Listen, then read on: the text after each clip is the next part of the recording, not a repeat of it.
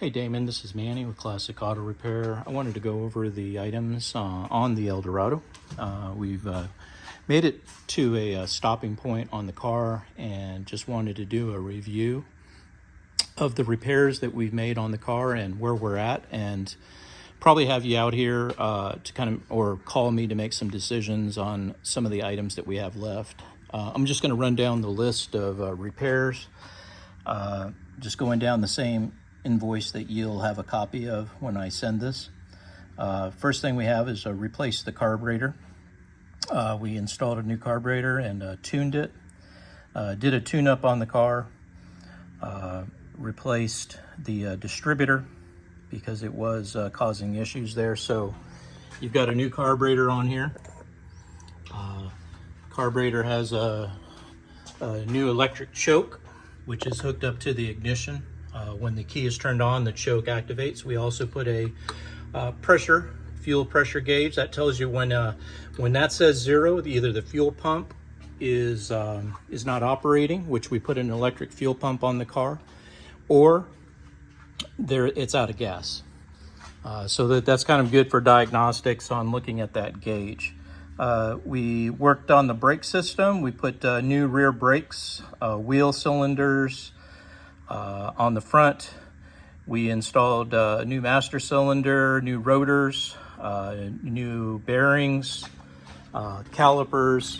Everything up front here has been redone on the brake system, and got a new master cylinder on here as well. Everything's been bled and the brakes work very good. Put new axle boots on the car. This is on the bottom side. This protects the front drive shafts that connect to the transmission. They had cracked boots or missing boots, and we went ahead and replaced them. Front shocks were replaced with new. We put sway bar end link bushings on it. That'll help with the rattles and things on the front suspension. On the fuel tank, we inspected with the camera, put stabilizer in the tank, and we changed the fuel filter. Also did an oil change on it. So down here, you can see where the pointer is. That's where the fuel filter is. Just keep an eye on it when it gets dirty, or about every year or two, you're going to want to swap that filter out with the new one. And that'll keep your filtration good to the new carburetor. Again, we did an oil change on it. We replaced the radiator. So this is a new radiator.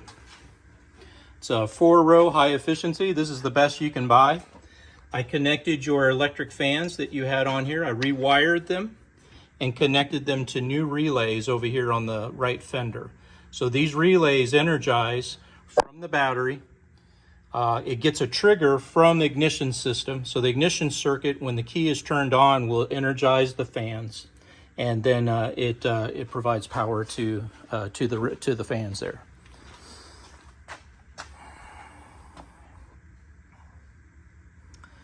In the engine compartment, we stripped down everything, repainted inner fenders, under the hood, all the firewall area. All that's been done. The air conditioning and heat has been upgraded with a new system, which includes a new evaporator case, new pulleys that we needed, new dryer, compressor, heater control valve. All the lines and hoses and fittings have been professionally crimped. New evaporator ducting, I'll show you that in a minute. A control head, and then we evacuated, checked for leaks, and then I just charged the system. So it has fresh Freon in it. All the water has been removed from the air conditioning system. This is your new condenser. All your hoses and fittings have new hoses, new fittings. This is your accumulator, your dryer. Takes the water and any contaminants out of the system, just like an oil filter. This does it for the air conditioning system. These are your charging ports for 134A Freon, which is the new Freon. This is a new compressor, Sandin, which is the best you can put on these cars. These are your charging ports for charging Freon in the system. Back here on the firewall, we removed all the old OEM heating and climate control systems. We completely removed it, and we installed our new evaporator. This is where it comes out through the firewall. This is your heater control valve, which controls the amount of heat that goes to the inside of the cabin based on a computer that controls a servo right here. And then these lines just dip in. There's a drain right here. This drain is for your evaporator case, and if you'll see water puddles under the car when you drive it, that's the condensation and that forms in the evaporator case, and that removes it. So inside the car, I've got your dash pad out right now. This is your dash pad. I got it removed so that I could install all the new ducting to all the vents. Remove the stereo out of it, so the stereo is out on the workbench, and install the new evaporator case up in here. And this is the new control head. So one of those decisions I'm going to ask you about is where we want to mount this. I can either mount it below the ashtray on the dash down here, low on the about where this wire is, or I can make a bracket and install it inside of the glove box. Now, the glove box lid does not close at this time, but I do have priced out a new latch so that the when the door is closed, it stays in the closed position. I have found the right parts for it. I just need approval to get those purchased. Once we get everything there, again, all the flow of the air comes out of the original ducting, including the driver's side over here. So we got all that hooked up. And again, just starting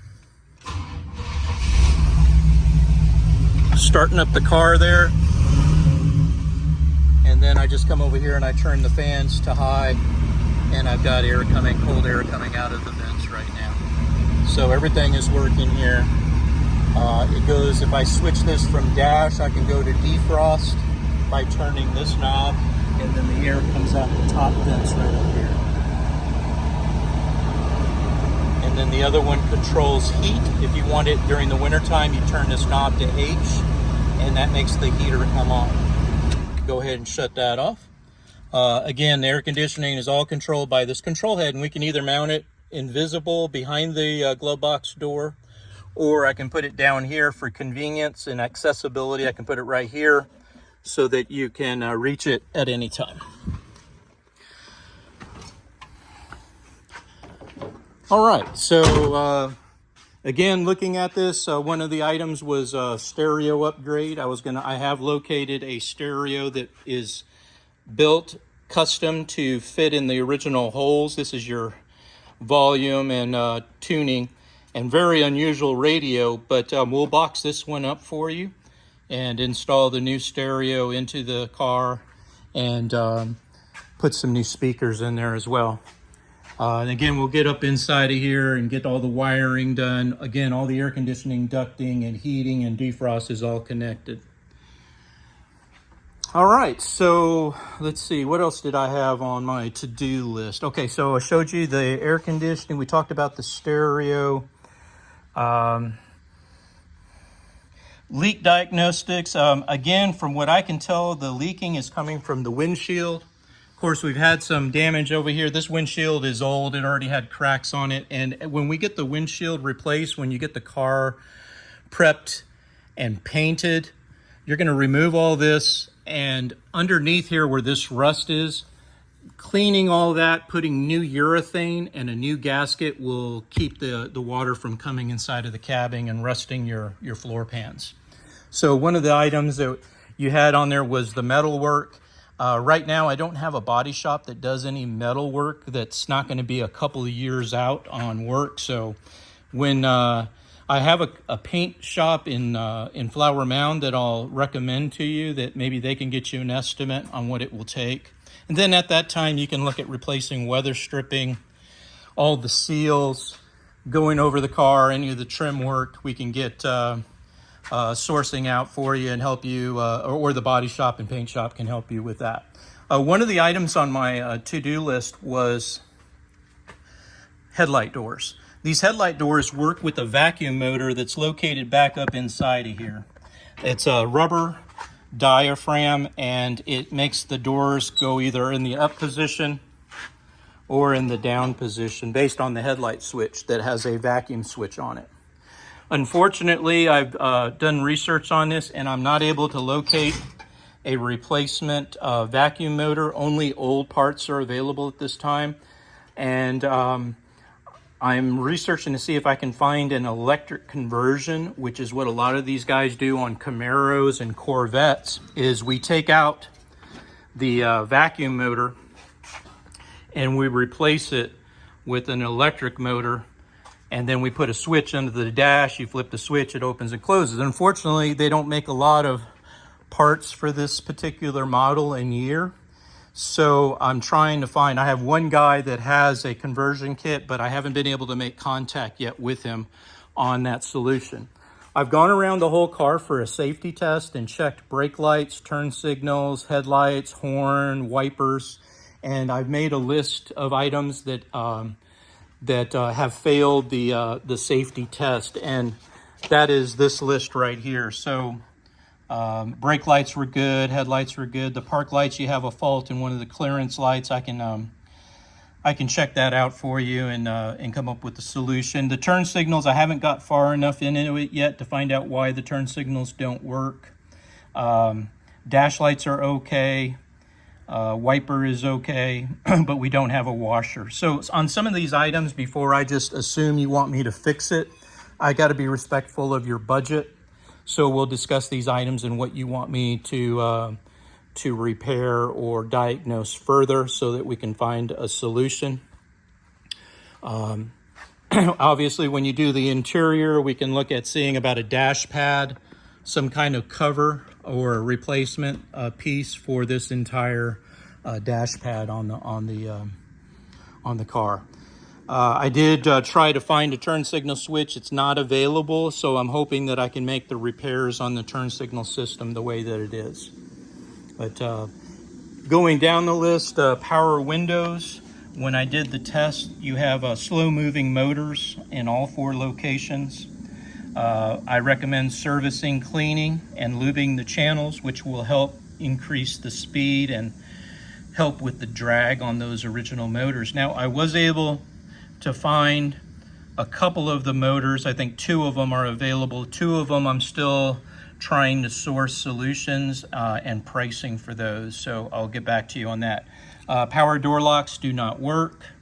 I might recommend there that you go with maybe some electric door locks from a custom installation or something like that. Maybe when you're looking at your body work, you can check out an electric lock system at that time.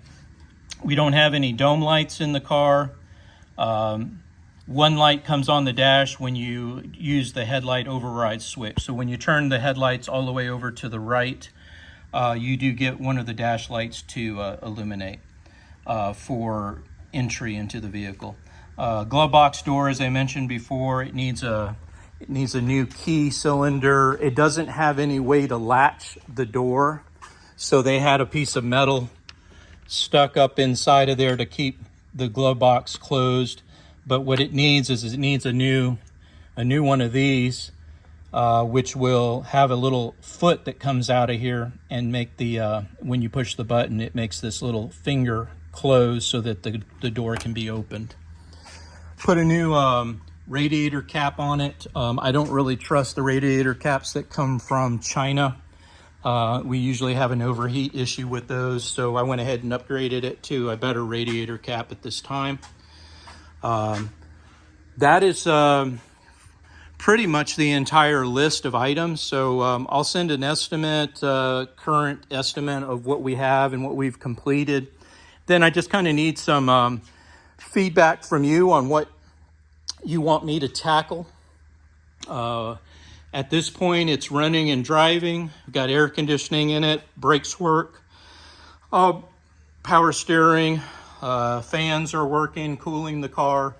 So we're pretty close on the mechanical side. Now it's just supporting systems like the electrical, illumination, lighting circuits, things like that we have left on the car. Obviously, it's going to get a new interior. So I'll let the interior upholstery shop take care of quoting and giving you estimates on that. Maybe they can also come up with a solution for your dash pad as well. But I'll go ahead and get everything popped back in there. Once you make a decision on the stereo system. I can get all that installed before I put the dash pad back into the car. All right, that looks like, let me see if there's anything else on my to-do list. We repaired the exhaust leak in the pipe. Transmission work, it has some leaks on the transmission. It's been pretty recently serviced, but I do have a shop in Dallas that can take care of any of your transmission needs there. We replaced the alternator with a better performing alternator so that you don't have any issues with battery charging. We modified the radiator support brackets and welded, removed the welds and fixed that so that the new radiator would fit. And of course, we talked about the stereo upgrade with Bluetooth connection to your phone so that you can take phone calls and you can play music that comes from your phone. We talked about the headlight doors already, the safety test, power windows. All that's in detail here, so I'll just include a copy of this. Right now, the current, without any of the extras like door motors, window motors, and the stereo was already priced in this as speakers and installation. Your current balance is $46,29.59. So we'll need some funding to kind of get us, get the balance close to paid before we push on to the next level. So maybe get with me so we can get some payment made on her, and we can talk about where you want to go next. This is Manny with Classic Auto Repair. Hope you enjoyed watching the video.